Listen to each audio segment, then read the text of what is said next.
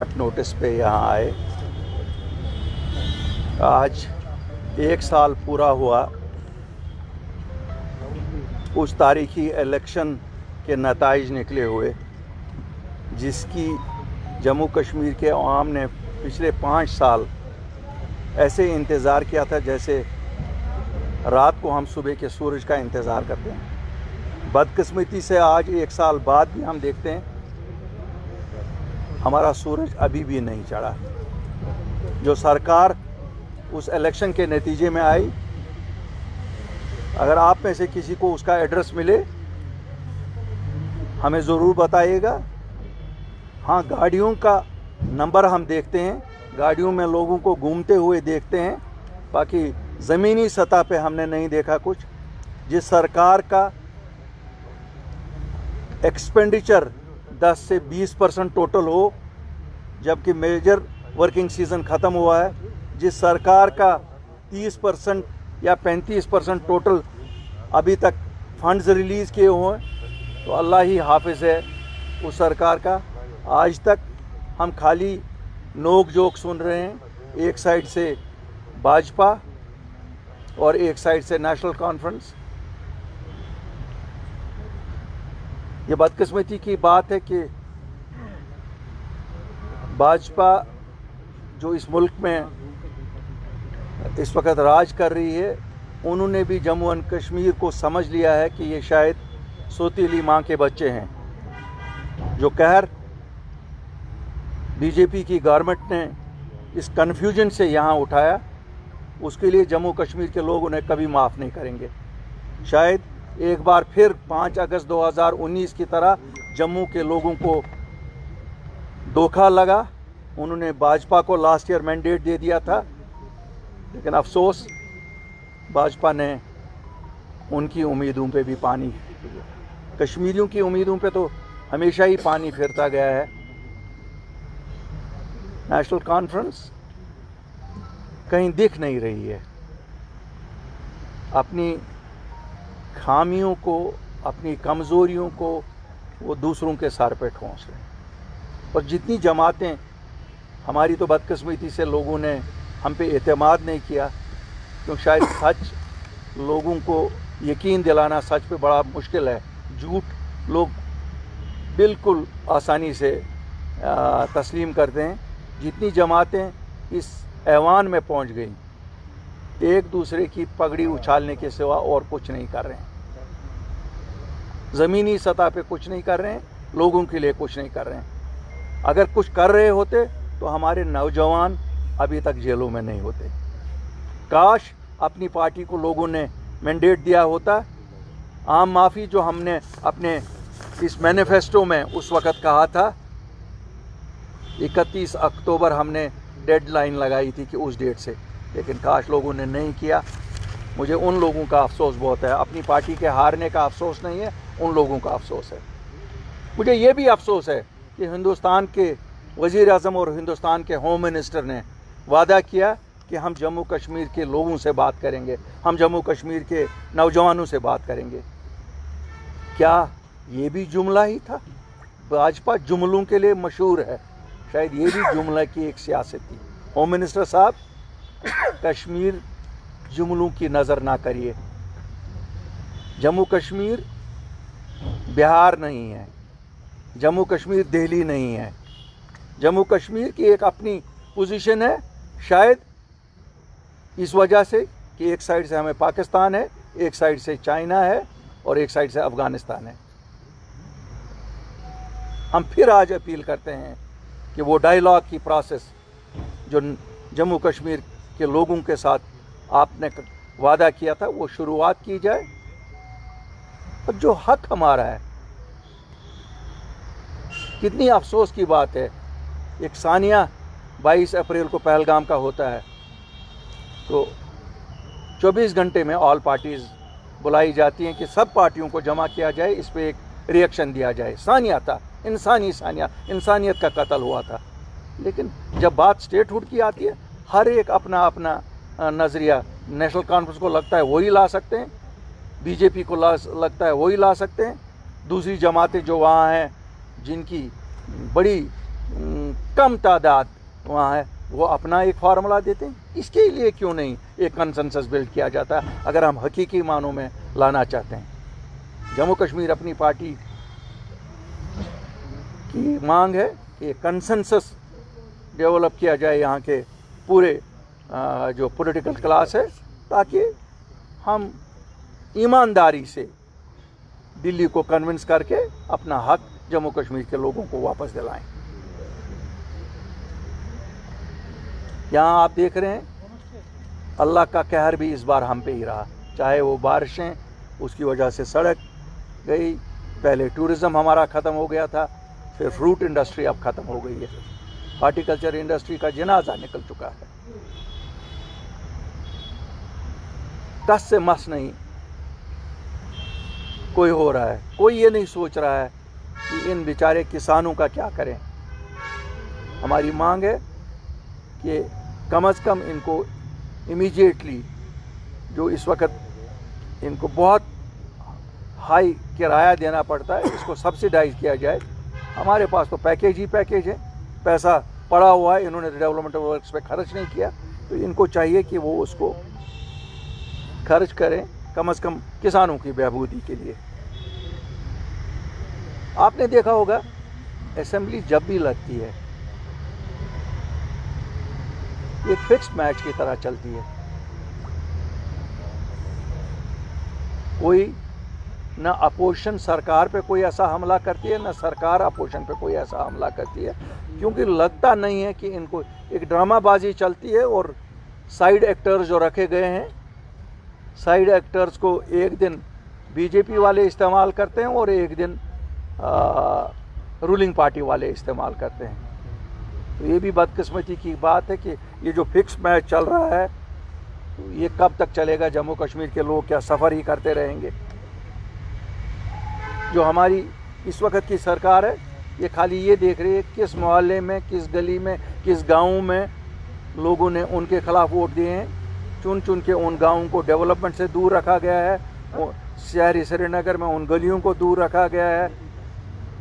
ये कितने बड़े अफसोस की बात है कि 5 अगस्त 2019 के सानिया ने भी हमें कुछ नहीं सिखाया कि जम्मू कश्मीर के लोगों को एक होना पड़ेगा।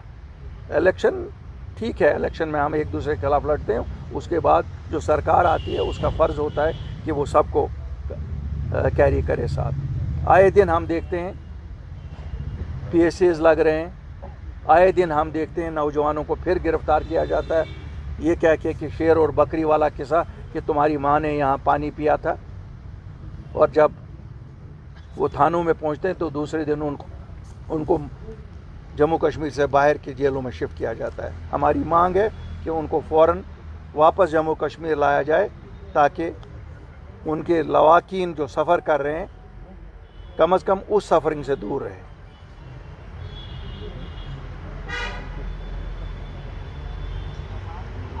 सरकारी मुलाजिम 2 ही दरवाज़ों पे दिखते हैं, एक दरवाज़ा नेशनल कॉन्फ्रेंस की सरकार का और दूसरा दरवाज़ा एक कॉन्स्टिट्यूशनल अथॉरिटी।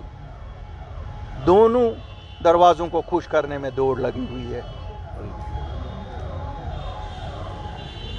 लोगों के काम जैसे कोई प्रायोरिटी नहीं है। हमें नहीं लगता है कि लोगों के काम कोई प्रायोरिटी है। हमने कल ही देखा भारतीय जनता पार्टी ने ताबड़तोड़ हमले किए नेशनल कॉन्फ्रेंस की सरकार पे, और अभी कहते हैं ना लोहा ठंडा ही नहीं हुआ था, उनकी सहयोगियों ने दूसरी तरफ से वही ज़बान बोल के नेशनल कॉन्फ्रेंस पे अटैक किया। ये दिखाता है कि कहाँ तारें हिलती हैं, तारें कहाँ हैं, किसकी तारें कहाँ हैं। मैं जम्मू कश्मीर के लोगों को आज एक बार फिर याद दिलाना चाहता हूँ, अल्ताफ़ बुखारी और अपनी पार्टी अगर 8 मार्च 2020 को वजूद में आई, अपने लिए इक़्तिदार ढूंढने के लिए नहीं आई, अपने लिए कोई मुराद ढूंढने के लिए नहीं आई। हम अगर आए, हम जम्मू कश्मीर के लोगों को उस अदम तहफ़्फ़ुज़ से निकालने के लिए आए जो उनको 5 अगस्त 2019 के फ़ैसले के बाद हुआ था। अल्हम्दुलिल्लाह हमने ज़मीनें भी बचाई अभी तक और नौकरियां भी बचाई। लेकिन मैं आप सबों के साथ कहना चाहता हूं, वो जो हमने एक तहफ़्फ़ुज़ लाया था वो 15 साल के लिए ही था। 5 साल गुजर गए, 6ठा साल भी गुजर गया। लोगों, आज भी जाग जाओ। अगर आज भी नहीं जागोगे तो हमें पता नहीं है जो डेमोग्राफिक चेंजेस हम सबको लगता था कि शायद दिल्ली वाले वो यहाँ करना चाहते हैं, अगर हम ऐसे ही रहे तो शायद वो 10 साल बाद एक हकीकत बन जाएंगे। अगर आपने ऐसे ही फिर इलेक्शनों में जज्बात से काम लिए, अफवाहबाजी से काम लिया, तो पता नहीं हमारे बच्चों का मुस्तकबिल क्या होगा।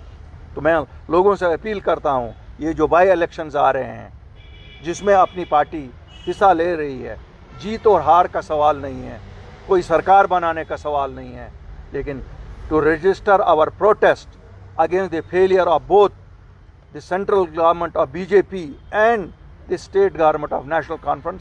हम लोगों के पास जाएंगे, लोगों को एक्सप्लेन करेंगे कि ये मैनिफेस्टो अगर आप लोगों ने इस पे यकीन किया होता, ये बाइबल जो अपनी पार्टी की थी, एक एक पन्ने की हम गारंटर थे और एक एक करके हम ये हल करते, और यही निचोड़ था आपके मसलों का।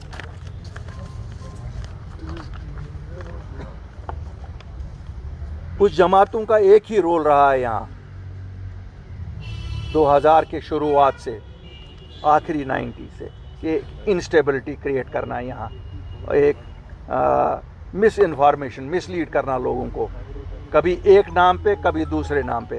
आज फिर वो निकले हुए हैं, डिफरेंट आड़ू में निकलते हैं, वो डिफरेंट शक्लों में आते हैं। वो आज फिर लोगों को एक झूठा प्रोपेगेंडा से वो गुमराह करने की कोशिश कर रहे हैं। मैं लोगों से गुजारिश करता हूँ कि आज जो ये वोट है, चूँकि ये किसी सरकार को बनाने के लिए नहीं है, इसको ऐसे इस्तेमाल करें ताकि उन लोगों को भी नंगा किया जाए जो फसली बटेरों की तरह रात को एक रंग में होते हैं, सुबह दूसरे रंग में होते हैं।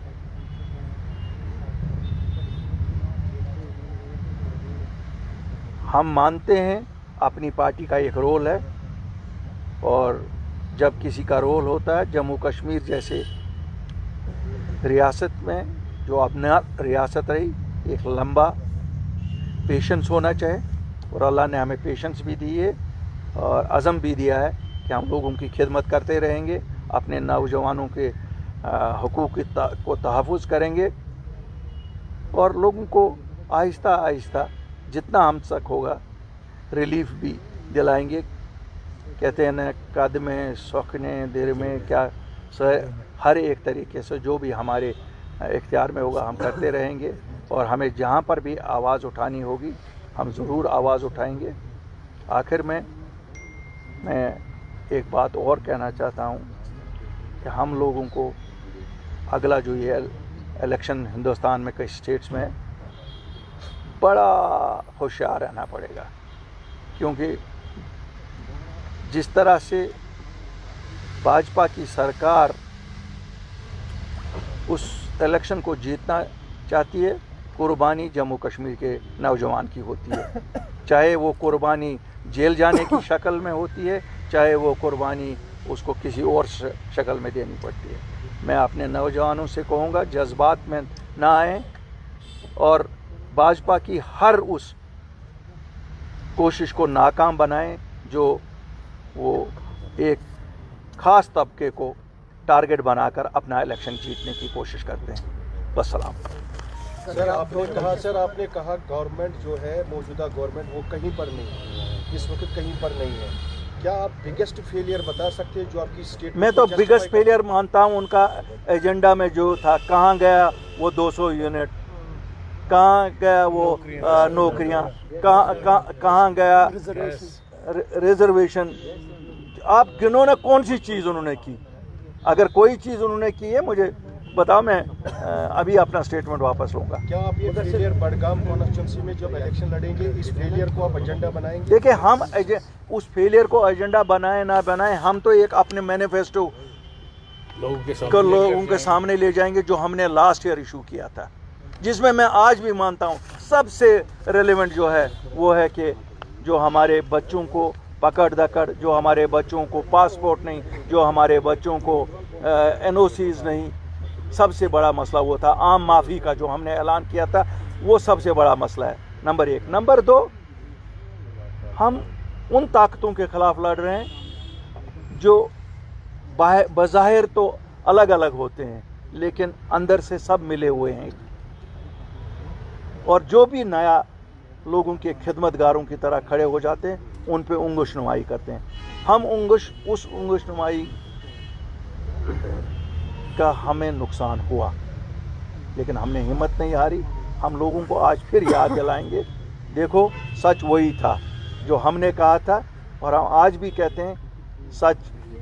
हमारी ज़बान बदली नहीं है, हमारी ज़बान ना शेर कश्मीर पार्क में बदलती है और ना हमारी ज़बान असेंबली में बदलती है। हमारी ज़बान हर वक्त एक ही है, और वो ये है कि हमें ये जो हिंदुस्तान में एक नया पॉलिटिक्स चल रही है जिसमें जम्मू कश्मीर के अक्सरीती फ़िरके को टारगेट बनाकर अपने इलेक्शन जीतना है, हमें उसके ख़िलाफ़ सफारा होना है, और सफारा होकर ही हम कामयाब हो सकते हैं। जम्मू कश्मीर बाईपोल पे किस तरह से आप रिएक्ट करेंगे और क्या कोई उम्मीदवारों का हाथी फैसला लिया आपने? देखिए, आज पार्टी की हाईएस्ट बॉडी ने डिसीजन लिया है, we will participate both. Jammu में भी पार्टिसिपेट करें, ये नगरोटा की कॉन्स्टिट्यूंसी में, और यहाँ पर भी पार्टिसिपेट करेंगे। कैंडिडेट फाइनल जो हमारे वहाँ के वर्कर्स हैं वहाँ से करेंगे, तो इंशाल्लाह हम लड़ेंगे। बाकी हार जीत अल्लाह के हाथ में। अल्ताफ साहब, स्टेटहुड हमारे गले की हड्डी बन गई, उसकी कल हियरिंग है कोर्ट, इस तरह की एक्सपेक्टेशन? ये हमें पता नहीं है स्टेटहुड का मुद्दा किसने कोर्ट में लिया, क्या वो भाजपा ने लिया, क्यों भाजपा भी हमारे साथ जो खिलवाड़ कर रही है ये पता नहीं है, या नेशनल कॉन्फ्रेंस वालों ने लिया या दूसरी जो सियासी इरेलेवेंट जमातें यहाँ हैं उन्होंने लिया, किसी ने तो लिया, लेकिन जम्मू कश्मीर के लोगों ने नहीं लिया। कम से कम उनको कोई मैंडेट नहीं था अभी कोर्ट में इसको लेने का। तो ये बदकिस्मती है कि यहाँ एक्टर कौन है, खिलाने वाले कौन हैं, डायरेक्टर कौन है, ये किसी को पता नहीं होती है। इसलिए मैं सुप्रीम कोर्ट से गुजारिश ही कर सकता हूँ, मोदवाना अपील कर सकता हूँ कि इस मैटर को डेफर किया जाए कम से कम तब तक जब तक हिंदुस्तान के इलेक्शंस हो जाएं। क्यों, कहीं कोई ऐसा डिसीजन न हो जिससे कोई जमात इलेक्शन वहाँ जीतना चाहती हो। अल्ताफ साहब, सज्जाद गनी लोन का बयान कुछ दिन पहले आया कि अपनी पार्टी के साथ इत्तेहाद नॉर्थ कश्मीर, वो कहाँ हैं? कहीं आपने देखा उनको? जिस दिन आपको मिलेंगे मुझे भी मिलाना। बताइए। ये बताइए कि आफ्टर द चंद्रचूड़ स्टेटमेंट और राम मंदिर, क्या आपको लगता है कि अब दरवाजे खुल गए क्यूरेटिव पिटीशन डालने के लिए सुप्रीम कोर्ट में? देखो साहब, इस मुल्क में वो लोग फैसला करेंगे जो कानूनी माहिर होंगे। यहाँ हर एरा गैरा न तो कैरा उठ के जाता है सुप्रीम कोर्ट, और अगर मैं कहूँ कि जी ये बड़ा सही मौका है तो शायद मैं भी उन्हीं एरे गैरे न तो खैरों में होगा। तो legal luminaries will have to sit and decide. लेकिन बाकी ये तो बात सच है कि हम तो देख रहे हैं जम्मू कश्मीर के मुतल्लिक जितने भी 1947 से आज तक फैसले हुए वो तो सरकार की मर्जी से अदालतों ने उनके हक में ही दिए। तो आपने कहा बीजेपी ने जो मोर्चा खोला है सीएम अब्दुल्ला के खिलाफ या रूलिंग पार्टी के खिलाफ, क्या आप उसकी तारीफ करते हैं कि जब वो सही है? मैं क्यों बीजेपी की तारीफ करूं? बीजेपी कौन से हमारे हमदर्द हैं? उन्होंने तो इस मुल्क में ये हमको निशाना बना रखा क्योंकि हम मेजॉरिटी में हैं यहाँ। वो तो इलेक्शन जीतते ही हैं इसी मुद्दे पे कि वो हमें टारगेट बनाते हैं। Why should I support them? Whether they are opposing national conference does not make any difference to me. उनको एक मैंडेट मिला है, असेंबली में अपोज करें ना। सर, आप नेशनल कॉन्फ्रेंस की अचीवमेंट पूछ रहे थे, वो कह रहे हैं एलजी साहब के पास फाइल जाती है, लोगों की जो भी मसले होते हैं वो एलजी साहब के पास जाते हैं, वहाँ से फाइल्स फिर वापस नहीं आते हैं, तो काम कैसे होगा, लोगों के मसले हल कैसे होगा? मैं उन लीडरों में से नहीं हूँ जो ये कहे कि एलजी साहब के पास जाने कुफर है। एक बहुत बड़ी लीडर थी, वो कहती थी जो वहाँ जाएगा ये कुफर कर रहा है, और आज वो चक्कर वहीं की लगा रही होती हैं, वो दूसरी बात है। तो वो जाए ना, उमर अब्दुल्ला साहब चले जाएं वहाँ, क्यों नहीं जाते हैं? अगर फाइल रुकी है तो वो भी साहिल की तरह जाए ना। हम लोगों के लिए जाना है अपनी, जब लोगों का लिए कोई काम होता है हम करते हैं ना रिक्वेस्ट, हम कांस्टेबल से डीजीपी तक रिक्वेस्ट करते हैं, तो इसमें क्या शर्म है? अगर उनको लगता है उनकी फाइल रुकी है तो उनके घर का काम तो नहीं है ना, उनके लोगों का काम है, लेट हिम गो। एंड ये दूसरी बात है, जब बात की जाए तो वो कहते हैं हमारे पास तो कोई फाइल ही नहीं है, लेकिन हम न उनके तर्जुमान हैं न इनके तर्जुमान हैं। इनको मैंडेट मिला है जम्मू कश्मीर के लोगों को वो सब कुछ देना जो इन्होंने अपने मैनिफेस्टो में कहा। हम कुछ नहीं कहते हैं, अल्ताफ बुखारी अपनी मर्जी से कुछ नहीं मांगता है उनको, भैया आपने वोट मांगे उस पर वो पूरा करो। और वो कॉन्स्टिट्यूशनल अथॉरिटी एक है, वो भी लोगों की खिदमत के लिए ही यहाँ है। तो दे शुड गो। एंड ये नोक जोक से क्या है, ये फिक्स मैच जो चल रहा है ना बीजेपी और उनका, और अब वो सपोर्टिंग पार्टी यहाँ से उनको फिर कभी बीजेपी को ज़रूरत लगती है कभी उनको ज़रूरत लगती है, तो वो ऐसे थोड़ा ही चलेगा। सर लेकिन कहीं ना कहीं तो लग ही रहा है कि वो बेबस सरकार, कहीं ना कहीं तो ये लग ही रहा, मतलब किसी कई स्पीच में उनके पास पावर्स ही नहीं। पॉलिटिशियंस कभी बेबस नहीं होते हैं, जिनके साथ लोग हों वो बेबस नहीं होते। सर सिटिंग एमएलए बंद है महराज मलिक साहब, तो अब ये असेंबली सेशन भी लगने वाला है, तो क्या चाहते हैं आप? मुझे लगता है he has a very good legal team. मुझे उनकी लीगल टीम पे कोई शक नहीं है, और उनके लीडर भी बहुत अच्छे हैं। वो तो कल ही अपने लिए उन्होंने दिल्ली सरकार से घर ले लिया, सुबह कोर्ट से ही ले लिया ना, कोर्ट, तो ये कौन सा मसला है उनके लिए? तो दे है, उनके पास काफ़ी अच्छे लीगल ल्यूमिनरीज हैं। खैर साहब ये एक सवाल है मेरा, क्योंकि यहाँ पर जो लीज अभी ख़त्म हो रही है, उनके कहीं एक होटल जो है वो छीने गए हैं, और उसमें महबूबा मुफ्ती का ही बयान है कि जो लीज यहाँ पर अभी ख़त्म हो रही है उसको ओवरटेक सारे गुलबर्ग को एक जो आउटसाइडर है जिंदल को, वो उसको ओवरटेक कर रहा है, तो उसके लिए क्या कहेंगे आप? मैंने कहा ना, फिर मुझे कहोगे कि मैं वो बात कहता हूँ कि जिसके, अगर आप, चूँकि आपने सवाल किया, सवाल का जवाब ये है, what stopped us from renewing the लीजेस। 1947 से 2018 तक यहाँ अवामी सरकारें थी। 2018 में ये लीज ख़त्म हुए थे, शायद 16, 17, और वहाँ 1985 से पहलगाम वाले लीज, और सुनिए श्रीनगर वाले लीज भी, ये खाली what stop the elected governments from, ये तो रूटीन है। दिल्ली में भी लीज ख़त्म होते हैं, रिन्यू भी होते हैं। What stop them? पहले तो इस पे कमीशन ऑफ इंक्वायरी लगना चाहिए, ये लीज रिन्यू क्यों नहीं हुए? आम लोगों के भी होंगे। यहाँ ब्रॉडवे होटल है, ये भी लीज पे है। वहाँ पहलगाम होटल है, वो भी लीज पे है। ये क्यों नहीं अवामी सरकारों ने की? क्या लोग सच कहते हैं कि उस वक़्त सौदा तय नहीं हो रहे थे इसलिए लीज रिन्यू नहीं हुए? क्या ये मैंने कहा ना, आप जब सवाल पूछते हो फिर सवाल का जवाब सच अगर दे देंगे तो फिर वो सच तो आपके सामने बोला नहीं जा सकता है। अब बात रही कि साहब किसकी ताकत है गुलमर्ग को बेचने की? आपको लगता है यहाँ सब वही मुर्दे ही बैठे हुए हैं? वो लोग अपने दिमाग से निकालें जो ये सोचते हैं कि गुलमर्ग या पहलगाम या श्रीनगर की ज़मीनें बाहर किसी को बेची जाएंगी। ज़मीनों के हकदार जम्मू कश्मीर के लोग, जो कानून यहाँ है इस वक्त, जिसकी मैं क्रेडिट लेता हूँ, अपनी पार्टी क्रेडिट लेती है, no non state subject can buy those lands. Lease होने हैं तो हमारे लोगों के नाम होने हैं, ठीक है, प्रीमियम करंट डेट का होगा ज़रूर। मैं लोगों को डराता नहीं हूँ, क्योंकि इस नाम पे पैसे भी इकट्ठे किए जा रहे हैं। मैं सब लोगों को जो इनमें है, किसी को पैसे नहीं दे दो, कानून के मुताबिक ये रिन्यू होंगे, प्रीमियम जो भी होगा करंट डेट के हिसाब से होगा। ये डराने वाली बातें, ये मैं ड्रामे में यकीन नहीं रखता हूँ। कोई कहेगा मैंने बिल लाई, ये किया, ये ड्रामाबाजी है। लोगों को वार्न खाली करता हूँ कि किसी जहाँ से मैं ना आए पैसे किसी को ना दे दें।